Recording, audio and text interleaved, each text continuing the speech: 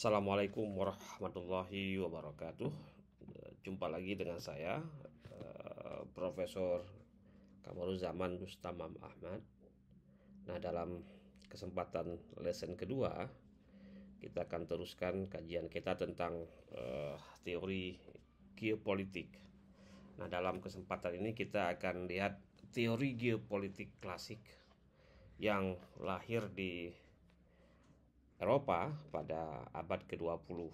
Nah, dalam hal ini ada tiga pemikir besar yang sering muncul, yaitu Halford Mackinder, Nicholas Spiegelman, dan Karl Haushofer. Mereka merumuskan teori tentang geopolitik tidak hanya bersifat akademis, tapi juga langsung membentuk strategi negara-negara besar.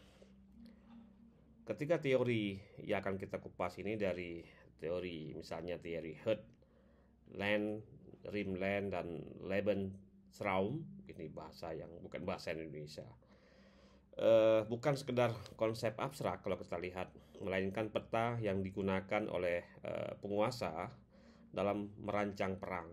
Jadi kalau kita lihat di sini memang geopolitik, teori-teori awalnya itu berkaitan dengan bagaimana strategi perang, kebijakan luar negeri, kemudian bagaimana melakukan proses ekspansi wilayah dari Eurasia hingga Indo-Pasifik ke kawasan kita di Asia Tenggara. Nah, ide mereka, gagasan-gagasan dari tiga pemikir besar ini masih terasa gaungnya sampai hari ini. Dalam lesson ini akan membawa kita pada pemahaman teori klasik untuk menjadi fondasi bagi kita untuk memahami geopolitik modern, serta mengapa teori yang lahir lebih dari seabad yang lalu tetap hidup dalam realitas konflik kontemporer. Jadi orang perlu landasan atau teori yang menjadi dasar bagi mereka melakukan kebijakan dalam perluasan wilayah dalam menyusun peperangan. Nah, di sini dapat kita lihat bahwasanya teori klasik tentang geopolitik ini lahir di Eropa pada akhir abad ke-19 hingga awal abad ke-20, ketika benua itu atau Eropa sedang berada dalam puncak kolonialisme dan revolusi industri. Jadi kalau kita lihat secara histori, keinginan bangsa-bangsa Eropa untuk melakukan proses ekspansi wilayah, menguasai jalur-jalur perdagangan, kemudian melakukan proses-proses influence, pengaruh secara keilmuan sangat berlangsung secara masif pada waktu itu, dan mereka saling berlomba menguasai ruang baru untuk memperluas kekuasaan dan dapat mengambil sumber daya dari negara yang atau kawasan yang mereka jajah.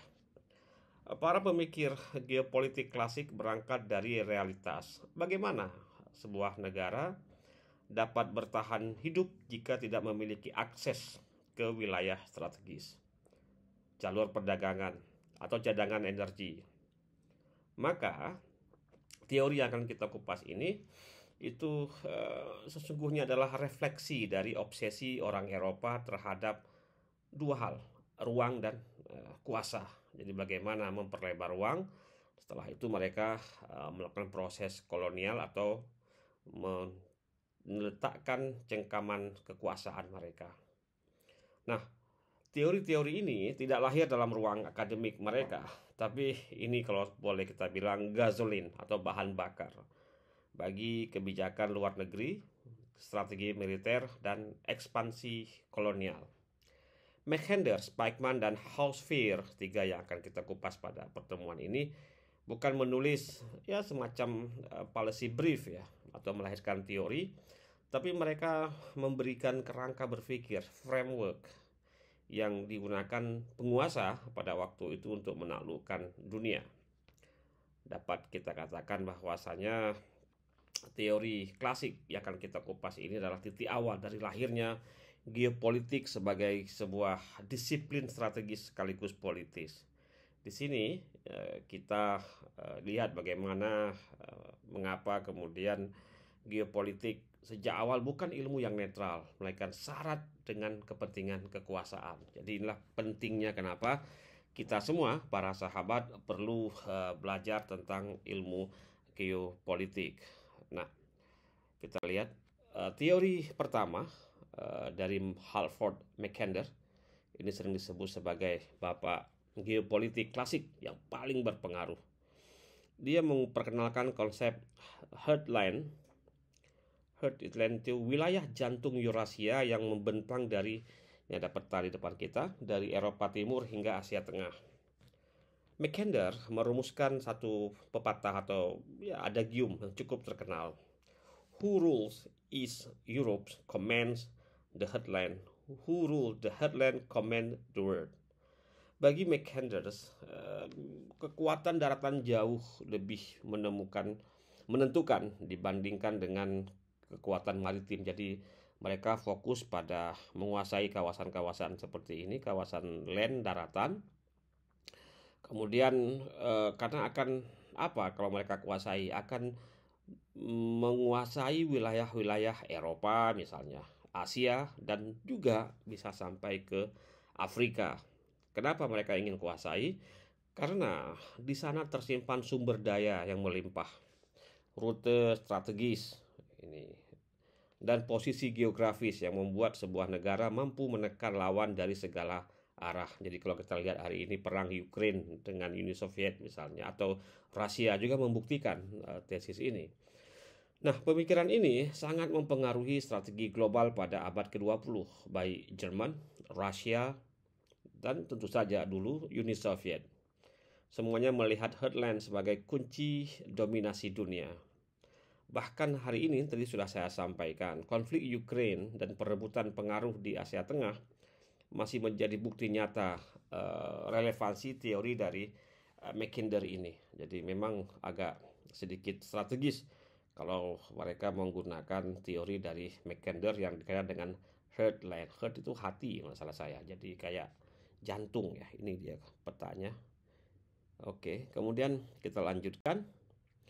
Konsep heartland yang dirumuskan oleh Mackinder lebih dari seabad lalu tetap hidup hingga hari ini. Rusia sebagai negara yang menguasai sebagian besar Eurasia menjadi aktor kunci dalam geopolitik global. Kalau hari ini kita lihat, nanti akan ada sesi khusus kita bicara tentang politik atau geopolitik di era Perang Dingin. Jalur Trans-Siberia, ini jalur yang ingin sekali saya jelajahi dengan sepeda motor, menjadi simbol konektivitas daratan. Rel kereta api yang membentang dari Moskow hingga Vladivostok. Ini Vladivostok kalau nggak salah saya itu kalau terus ke ke arah timur ya, itu bisa langsung ke Jepang itu kalau naik ferry itu. Jalur transportasi tapi juga menjadi representasi bagaimana Rusia menghubungkan Eropa dengan Asia. Ia adalah nadi logistik. Jadi perang itu perlu logistik, militer, dan perdagangan yang menegaskan peran heartland dalam arsitektur dunia. Nah, selain itu, Asia Tengah yang kaya energi ini juga kita lihat menjadikan heartland semakin semakin penting ya. Kalau kita lihat dari sini, cari cadangan gas yang ada di Turkmenistan, minyak Kazakhstan hingga mineral kritis di Uzbekistan adalah komoditas strategis yang diburu oleh kekuatan global. Jadi mereka saling memburu dan ingin menguasai beberapa kawasan di Asia Tengah. Ketika kita melihat ketegangan di Ukraine, konflik energi Rusia dan Eropa, atau penetrasi Cina lewat Belt and Road ya, BRI, inisiatif di Asia Tengah. Sebenarnya, teman-teman, sahabat, kita sedang menyaksikan aktualisasi dari teori Mackinder ini. Apa maksudnya? Heartland bukan sekedar konsep historis, tapi menjadi lensa melihat realitas kontemporer. Nah, makanya mengapa para analis sering menyebut dengan Eurasia, Eropa Asia kalau salah saya itu sebagai pusat gravitasi geopolitik dunia. Jadi kawasan-kawasan ini nih kalau kita lihat itu menjadi pusat dari energi konflik ya, dalam geopolitik. Nah, yang kedua, Nicholas Spikeman hadir sebagai penantang teori Mackinder. Nah, ini tadi kalau Mackinder dia percaya yang berkuasa adalah mereka yang menguasai daratan Eurasia. Spikeman, apa benar spelling saya ya, Spikeman itu justru menegaskan bahwa kunci sesungguhnya ada di wilayah Rimland. Rimland itu apa? Yang mencakup tepi dari kawasan Eurasia, Eropa Barat, Timur Tengah, dan hingga Asia Timur. Ini sudah sampai ke Cina, sampai ke Timur Tengah, ke kawasan Jazirah Arab ya. Dia merumuskan sebuah pepatah atau argumen terkenal. Who control the Rimland ruled Eurasia. Who control Eurasia control the destinies of the world.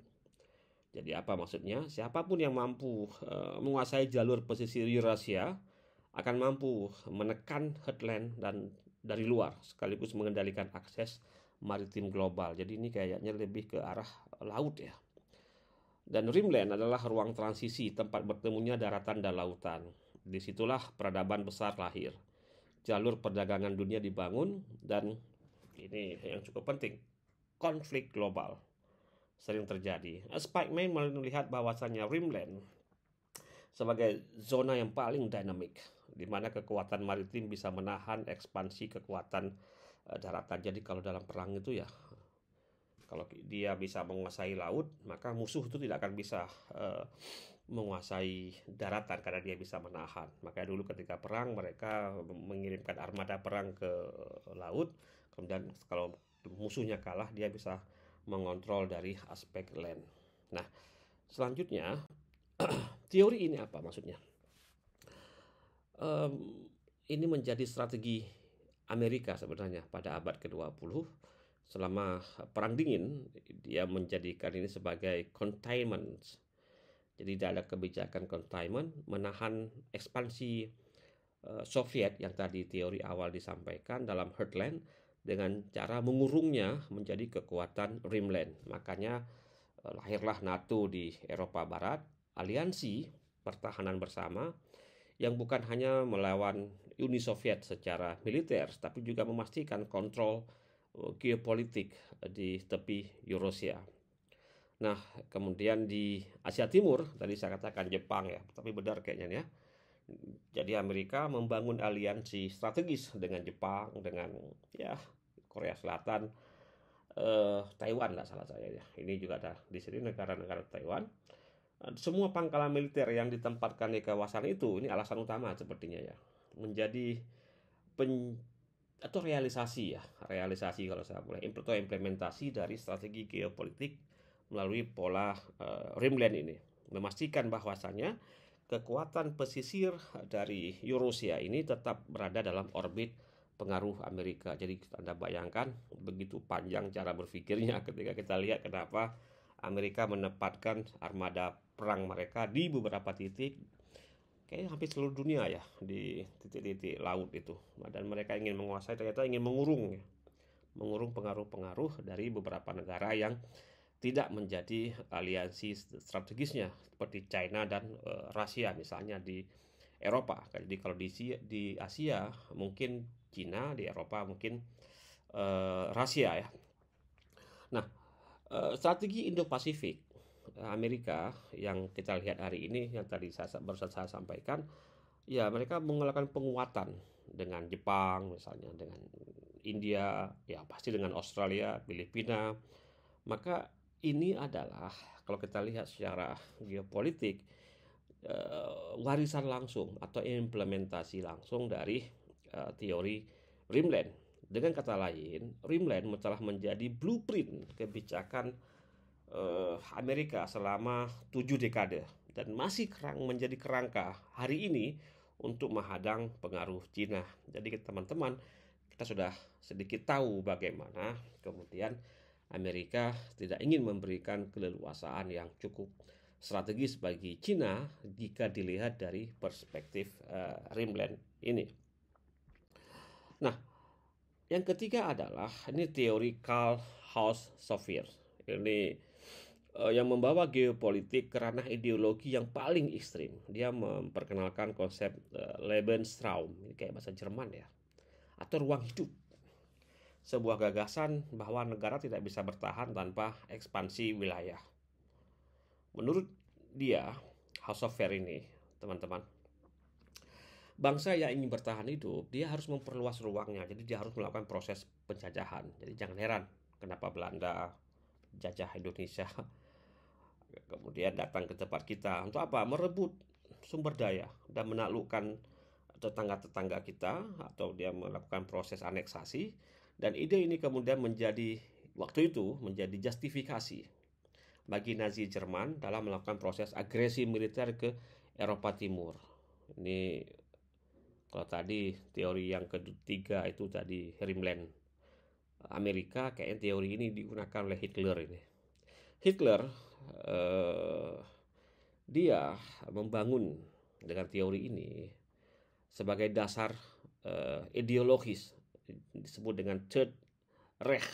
Nah, ini Third Reich ini adalah titik di mana geopolitik tidak lagi netral, jadi menjadi senjata legitimasi politik. Dan bagi Hosfer, menempatkan ruang sebagai syarat eksistensial negara. Jika Mackinder menekankan Heartland dan Spikeman Rimland, maka House of Fair menekankan kebutuhan biologis negara untuk hidup lewat ekspansi. Jadi the more you colonize, the more you have the power.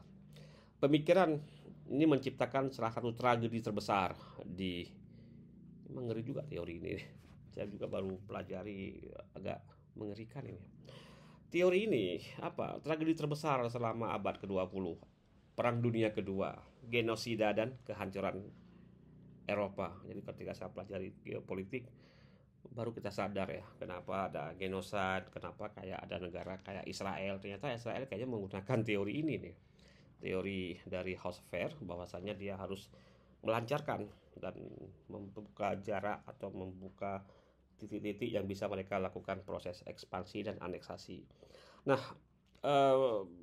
dari teori ini kita belajar bahwasanya geopolitik ketika tidak ada etika bisa berubah menjadi instrumen yang paling mematikan.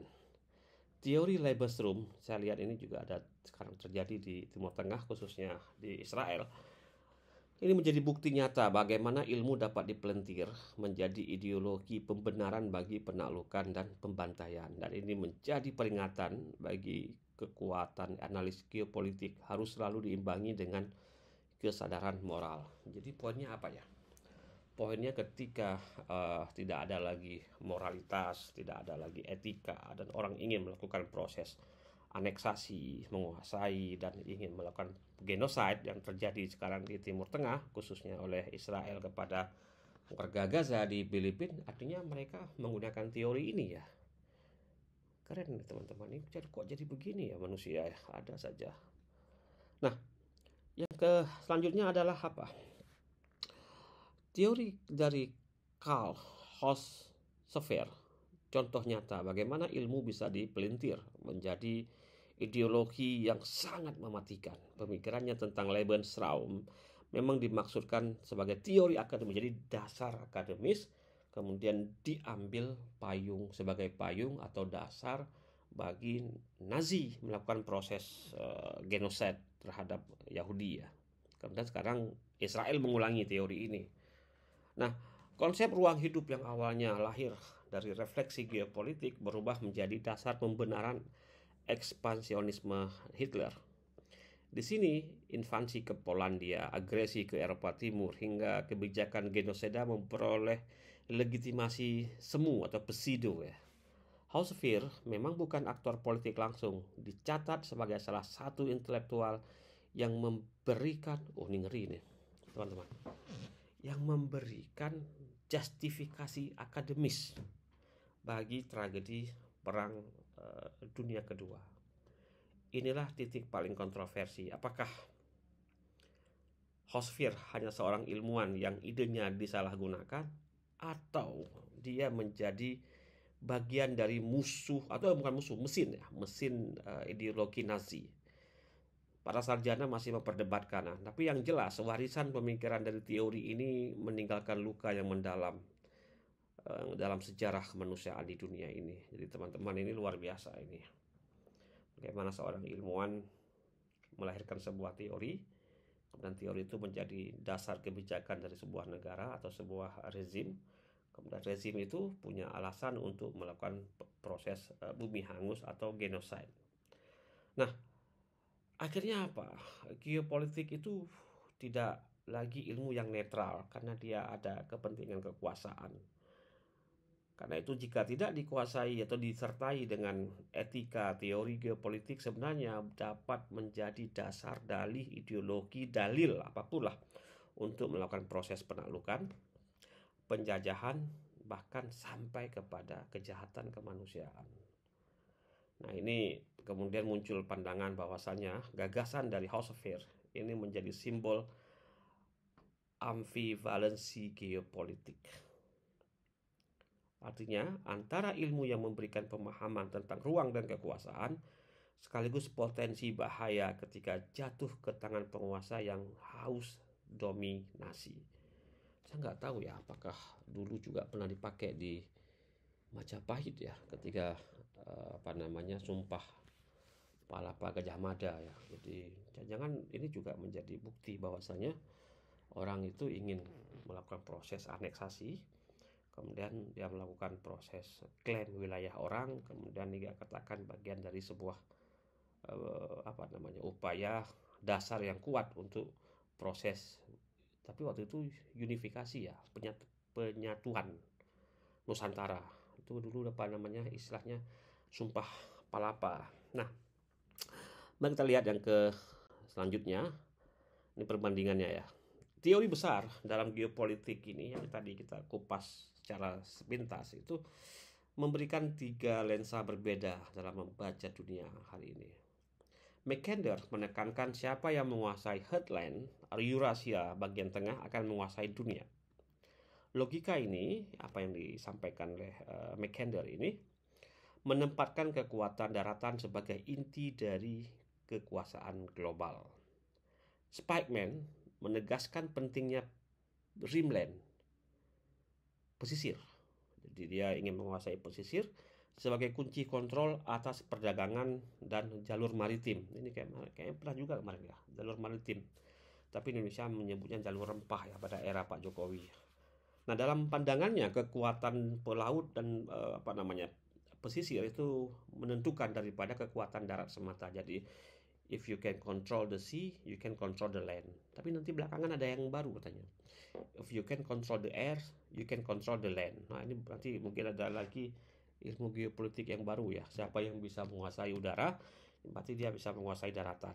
Nah, teori yang ketiga, dia mengkonsep Lebensraum, ruang hidup sebagai syarat eksistensial, keberadaan eksistensial bangsa. Dia melihat ekspansi sebagai kebutuhan alami sebuah negara. Jadi dia memandang bahwasanya kalau ingin menjajah orang, itu ya kebutuhan. Jadi saya ingin menjajah kamu, ya karena saya lihat kamu berhak untuk dijajah. Dan gagasan ini kemudian disalahgunakan untuk pembenaran agresi dan kejahatan kemanusiaan. Jika kita lihat secara sepintas ya, 3 teori ini, heartland fokus pada daratan, rimland fokus pada pesisir dan maritim, sementara yang terakhir Lebensraum itu aspek kebutuhan biologis negara untuk bertahan hidup. Jadi survival. Jadi dia harus melakukan proses survival. Nah, ketika teori ini meskipun lahir seabad yang lalu, sudah lama ya, udah perang dunia ke-1 ya, atau mungkin sebelum itu ya, tetap relevan. Jadi hari ini kita belajar geopolitik, paham tentang apa yang terjadi pada hari ini, tentu saja ada teori di balik itu. Itu mungkin alasannya ya. Rivalitas di Ukraina, Indo-Pasifik, hingga perebutan energi global masih bisa dijelaskan dengan kerangka berpikir ini. Dan ini menjadi bukti bahwa geopolitik klasik tetap menjadi fondasi analisis dunia modern. Jadi gini teman-teman ya, kayaknya yang terjadi di Laut Cina Selatan ini kayak pakai teori mana ya? Teori rimland kayaknya ya. Jadi siapa yang bisa menguasai LCS istilahnya, Laut Cina Selatan. Biasanya teman-teman di Jakarta buku-bukunya itu LCS, Laut Cina Selatan, maka ya siapa yang bisa mengambil peran mendominasi wilayah tersebut, ya dia akan bisa menguasai energi di bawah itu karena banyak sekali sumber daya alam.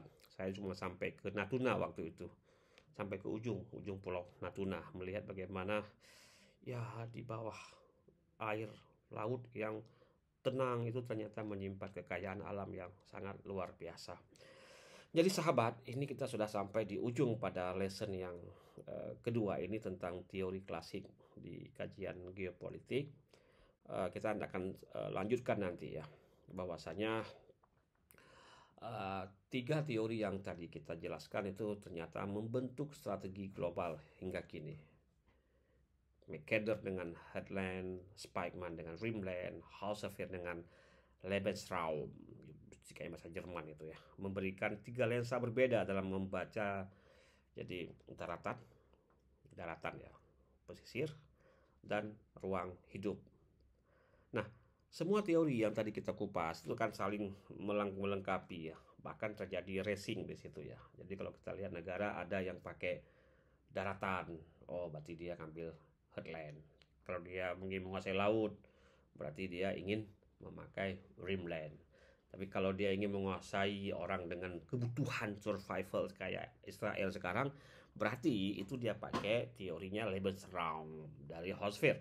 Nah, geopolitik klasik adalah bukti bahwasanya ide-ide dari sahabat lalu tetap bergaung dalam pertarungan kekuasaan modern.